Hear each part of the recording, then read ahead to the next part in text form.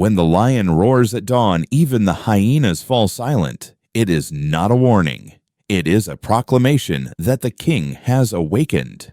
And on August 27th, 2025, at exactly 6:30 am, before hundreds of journalists and dozens of world leaders at the African Development Summit in Addis Ababa, Burkina Faso's Ibrahim Traoré did just that. He didn't shout. He didn't gesture. He simply stared into the camera with eyes steady as granite and said, "Mr. Netanyahu, you have 48 hours to apologize to Africa, or you will no longer be welcome here." In an instant, the air in the room shifted.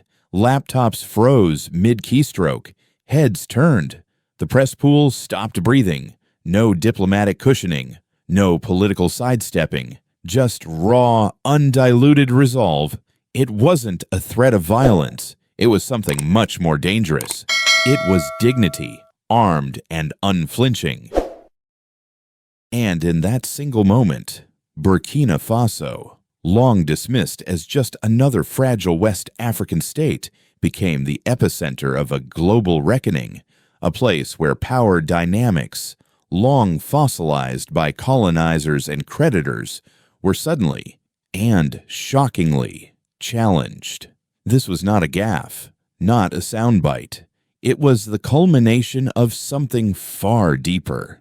A storm that had been building for months beneath the calm exterior of international summits and hollow development promises. Because just days earlier, a leak from behind closed doors at the G7 summit had revealed deeply insulting remarks, reportedly from Israeli Prime Minister Benjamin Netanyahu, calling African leaders naive opportunists in their criticism of Israel's Gaza campaign, and mocking Traoré personally as militantly theatrical. The reaction across Africa was instantaneous, furious, united. On social media, the hashtag South Africa is not your pawn exploded. But Traoré, he remained silent. Not out of fear, but timing. And when he finally spoke, it wasn't for Burkina Faso alone. It was for every African nation ever ignored, every leader ever mocked, and every citizen ever told that their dignity was negotiable. The lion had risen, and the savannah from Dakar to Dar es Salaam was listening. But what happens when that roar echoes beyond the trees and into the marble corridors of global power? The leak that burned like fire across a wounded continent. They thought it would stay buried. They thought Africa wouldn't hear it, but it slipped through. A single sentence, spoken behind closed doors, meant only for the ears of world powers. And then, everything ignited. It happened inside a soundproof chamber at the G7 summit, where global leaders gathered under chandeliers and marble ceilings. No press, no cameras, just strategy and secrets. And in that room, Israeli Prime Minister Benjamin Netanyahu, with the casual confidence of someone who'd never been challenged, turned to his allies and said it. He called African leaders naive, opportunistic, emotion-driven. And then he set his sights on one man, the young president of Burkina Faso. Ibrahim Traoré, he said, is not serious. He's militantly theatrical. The room fell quiet, but the damage had been done. Someone still unknown leaked the summary of that meeting. Not just the tone, the words. Within 48 hours, every major African outlet had the story. Anchors read it out loud with disbelief. Editorials dropped like thunder. Headlines shouted what many suspected for years. Africa was never meant to be an equal at the table. The words, crude and calculated, landed on a continent with open wounds. And they burned. From marketplaces in Bamako to university halls in Nairobi, people talked.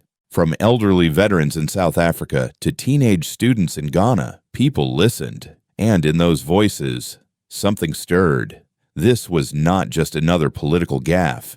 It was not an off-the-cuff insult.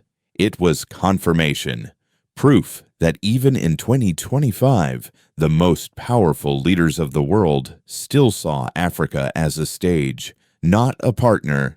But here's what no one expected. Traoré stayed silent. While news cycles churned and op-eds demanded answers, he said nothing. No reaction, no tweet, no condemnation. And that silence, it was not hesitation, it was strategy. Because Traoré understood that when your enemy thinks you're cornered, that's when you strike hardest.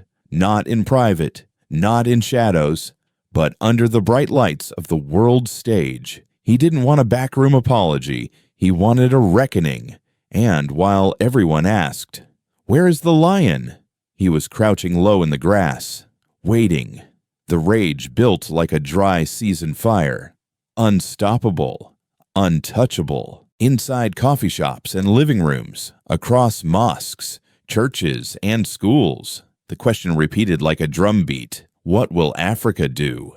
And all the while, Traoré remained quiet until Adosaba, until that podium, until that morning, when the lion did not whisper anymore, he roared. He didn't ask, he demanded. "Apologize to Africa in 48 hours, he said, staring directly into the camera, "or you will no longer be welcome here." There were no conditions, no diplomatic safety nets. Only fire, because this was not about Netanyahu anymore. This was about history, dignity, and decades of humiliation finally being answered with a spine of steel. The leak had cracked the wall. Traoré's silence had turned it into an earthquake. And now, the world watched, not just curious, but shaken. Could a small nation in West Africa truly redraw the rules of global respect? In the days that followed, the answer would come not through headlines, but through something older, deeper, more dangerous. A continent remembering what it feels like to stand up. The message reached Washington before the apology did. While the countdown clock ticked in Ouagadougou, something stirred 5,000 miles away. In the corridors of Washington, Traoré's ultimatum hadn't just pierced through African consciousness. It had detonated in the heart of global power. At first, U.S. media treated it like a footnote, another dramatic speech from a soldier president in West Africa. But by the second day, the tone shifted. Because this wasn't just about Burkina Faso. It was about the voice of Africa finally refusing to be filtered through Western comfort. In think tanks from Foggy Bottom to Georgetown, analysts sat stunned. Some saw it as reckless. A 35-year-old captain cannot dictate moral terms to Israel or the West. Others disagreed, especially younger African-American scholars who saw something they'd long waited for. A black leader on the world stage not asking, but declaring. A man refusing to shrink his voice so others wouldn't feel uncomfortable. At Howard University, UCLA, and Spelman, student debates erupted. This wasn't just political theory. It was personal. It was pride. In Harlem, crowds gathered with flags, not to burn the Israeli flag, but to raise the Burkina Faso one above their heads. Homemade signs read, "Respect is not negotiable." From Paris to Brussels, leaders issued vague calls for dialogue. But in their silence, analysts heard the old discomfort. Africa was supposed to listen, not lead. Now, it was setting the terms. In Moscow and Beijing, the message was immediately weaponized. Russian media hailed Traoré as the Sankara of the new century. Chinese outlets praised Africa for rejecting Western hypocrisy. Both powers saw opportunity. A wounded continent might now look east for dignity denied in the West. But back in Washington, a different storm brewed. Some officials privately warned that Traoré's boldness could strain fragile alliances in the Sahel. But others urged caution. This isn't a coup threat. This is a cultural shift. In a quiet meeting, one U.S. diplomat reportedly said, "If we ignore this moment, we'll lose Africa for a generation." Because the truth was plain. For once, Africa hadn't asked for approval. It had delivered a demand and demands. Demand a response, not just from Israel, but from a world used to looking at Africa through bullet points, not human dignity.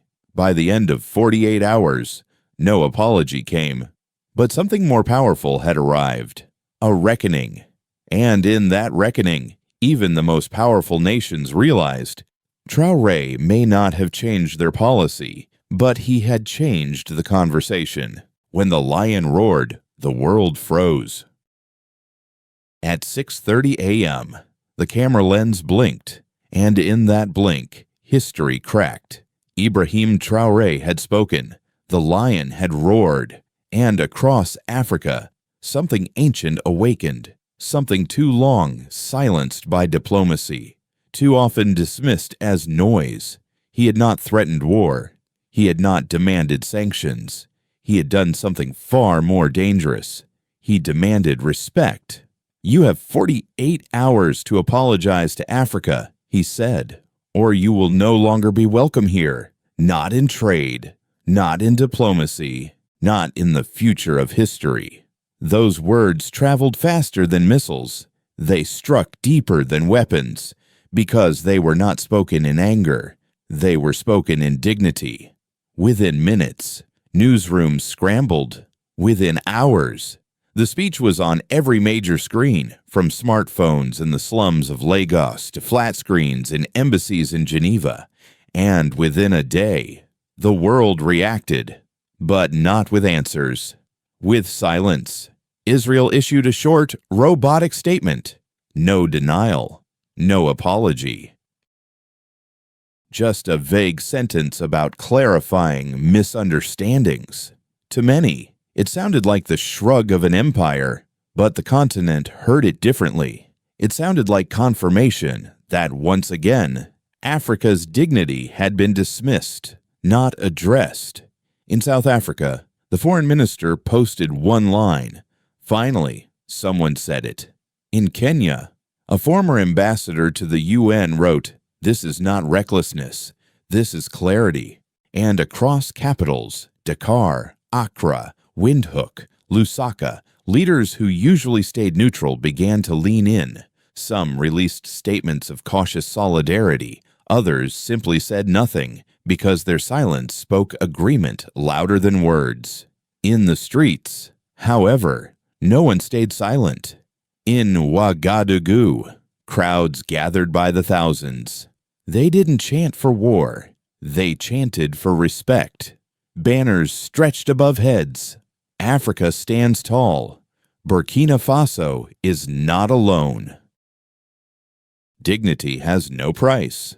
In the countryside, farmers who had never heard of Netanyahu repeated Traoré's words as if they were a hymn.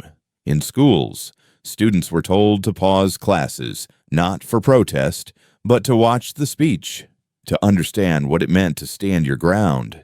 Even in refugee camps, where over 2 million Burkinabé had fled violence, people gathered around radios and phones, not for food, but for the sound of their president refusing to bow. And the ripple didn't stop in Africa. In London, Paris, and New York, the African diaspora poured into the streets, not to burn flags, but to raise their own.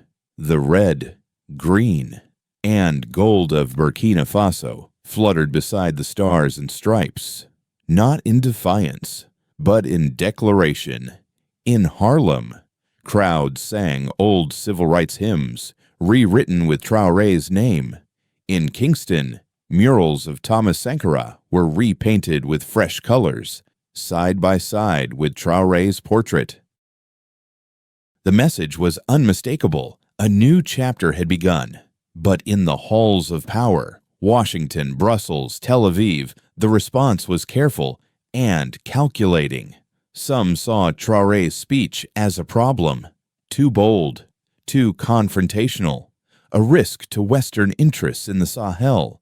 But others, quietly, saw it for what it was: a realignment, a continent tired of waiting for recognition, finally speaking in one voice.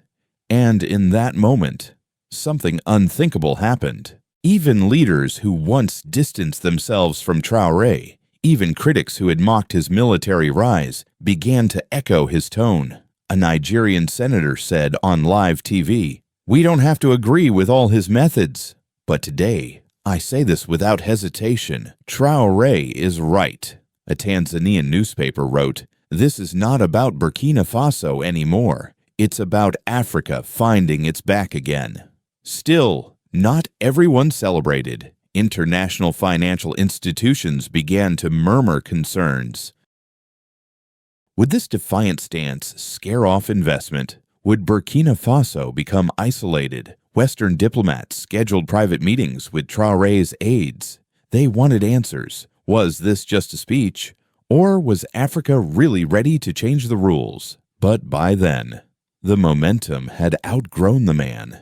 It wasn't about Traoré anymore. It was about a population that had tasted what it felt like to stand tall and had no intention of sitting down. And for those who doubted, one image silenced them: a 10-year-old girl in a remote Burkina Faso village holding a homemade sign made from cardboard and chalk.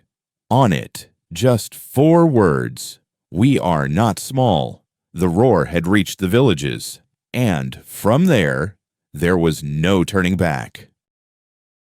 The ground shifted beneath their feet. The roar did not end when Traoré stepped off the stage. It echoed through streets, across farms, over hills and deserts. And when it finally settled, something had changed. Not in rhetoric, not in theory, in reality. Burkina Faso, long dismissed as a troubled, landlocked nation on the margins of global politics, had become the gravitational center of a continental storm. The first signs came quietly. In the capital, opposition leaders who had long criticized Traoré's military rule suddenly grew silent. They weren't afraid of arrests. They were afraid of being seen as disloyal to the moment. For the first time in years, political rivalry was not about power, but about dignity. And no one, not even the harshest critics, wanted to be caught on the wrong side of history. In Parliament, scheduled debates were postponed. Instead, lawmakers held informal gatherings, not to argue policy, but to watch the full speech again, in full, on government-issued tablets. Even those who had voted against Traoré's reforms now repeated his words. "He has done what we all wanted to say," one parliamentarian whispered, "and now we must protect what he has started." Across the country, the emotional temperature shifted. Teachers rewrote morning lessons to discuss diplomacy and sovereignty. Local chiefs, long disconnected from national politics, called emergency councils to issue statements of unity. Imams, pastors, and traditional priests quoted Traoré from their pulpits, not as scripture, but as truth. In northern provinces, where jihadist violence had displaced entire villages, people painted Traoré's words on abandoned buildings. One crumbling wall bore the phrase, "You will not be welcome here." That sentence, once spoken to a prime minister of a nuclear nation, now belonged to a farmer, a nurse, a schoolboy. It had become everyone's shield, and what had once divided the country, ethnicity, religion, class, began to blur. Mossi and Fulani elders sat together to draft joint declarations. Christian and Muslim students organized interfaith vigils, not for mourning, but for pride. Even rebel fighters in the East released a statement calling for a ceasefire, urging unity in the face of disrespect. But the shift wasn't just emotional, it was structural. Support for Traoré's reforms, previously seen as controversial, surged. His push to nationalize gold mines, now celebrated as economic self-defense, the plan to conscript young men into national service, once criticized as coercive, now hailed as patriotic. His decision to build a gold refinery inside the country, long doubted, was now viewed as visionary. Surveys showed a sharp change. Nearly 70% of citizens now supported the military-led government, the highest approval rating in over a decade. And still, the effects rippled outward. In neighboring Mali, protesters marched in support, chanting, "Dignity has no border." In Ghana, student unions petitioned the government to issue a formal endorsement of Traoré's statement. In Senegal, popular musicians released songs titled 48 Hours, blending rap, drums, and ancestral chants. The African Union, long criticized as sluggish and diplomatic, felt the pressure. Their silence was no longer acceptable. Pan-African media demanded action. Diplomats whispered of emergency sessions, and behind closed doors, multiple nations began drafting a joint declaration. What shocked most observers was this: it was not driven by fear. It was driven by hope. Hope that this could be the start of something larger, a continental posture that did not just react to the world, but reshaped it. Still, the weight of expectation was enormous. Inside the presidential palace in Ouagadougou, advisors warned Traoré that momentum could become danger. If nothing happens after 48 hours, one aide said, people will say it was just a roar, not a revolution. But Traoré knew better. He understood that revolutions don't start with gunfire. They start with unshakable clarity. And so, as the clock ticked down, he did not prepare armies. He did not launch sanctions. He simply let the silence speak, because silence was no longer a sign of weakness. It was a trap set for the arrogant. And in those 48 hours, Burkina Faso became more than a country. It became a question the world had to answer. Africa will not wait at the door anymore. The deadline came, and it passed. No apology, no retraction, just silence. And that silence said everything. But something had shifted, not in Israel, not in Washington, but in Africa itself. Because for the first time in decades, a continent didn't wait for permission to feel proud. It didn't ask the world to recognize its pain. It declared its worth and stood tall in the echo. In Burkina Faso, the streets stayed calm. No panic, no violence, just a quiet fire in the eyes of a people who had remembered something ancient and unshakable. They knew now, even without the apology, they had forced the world to look in a direction it never expected, toward dignity, not desperation. Across Africa, debates turned into plans. In think tanks, on talk shows, in university halls, the conversation shifted from what the world owed Africa to what Africa owed itself. Traoré's words had drawn a line in the sand, not with bombs, not with bribes, with a sentence, and behind that sentence stood millions. Yes, there were risks. Yes, there would be retaliation, subtle or sharp. Yes, the world might still try to punish Burkina Faso economically or politically. But now, the fear had changed sides, because the most dangerous thing in geopolitics isn't an angry superpower. It's a population no longer afraid to demand respect. And Traoré, he didn't retreat. He didn't double down. He simply looked ahead, toward something bigger than any one leader, a continent finally realizing it can shape history, not just survive it. The ultimatum wasn't just a message to Netanyahu. It was a mirror to every nation that had ever spoken down to Africa. And what it reflected wasn't rage, it was awakening. A drumbeat the world can no longer ignore. History does not always begin with armies. Sometimes It begins with a sentence, spoken slowly, delivered with calm, heard by millions. Ibrahim Traoré did not fire missiles. He fired meaning. And meaning, once released, does not return to silence. 48 hours may seem short on a calendar, but when those hours echo across a wounded continent, they become thunder. Because here is the quiet truth. Even without an apology, Africa has already won something far greater. It has won the narrative, no longer defined by others, no longer edited for someone else's comfort, but spoken in its own voice, loud, clear, unashamed. And now, something deeper stirs, a shift not in borders, but in self-belief. Across the continent, young leaders are watching. They are studying not just what Traoré said, but how he said it.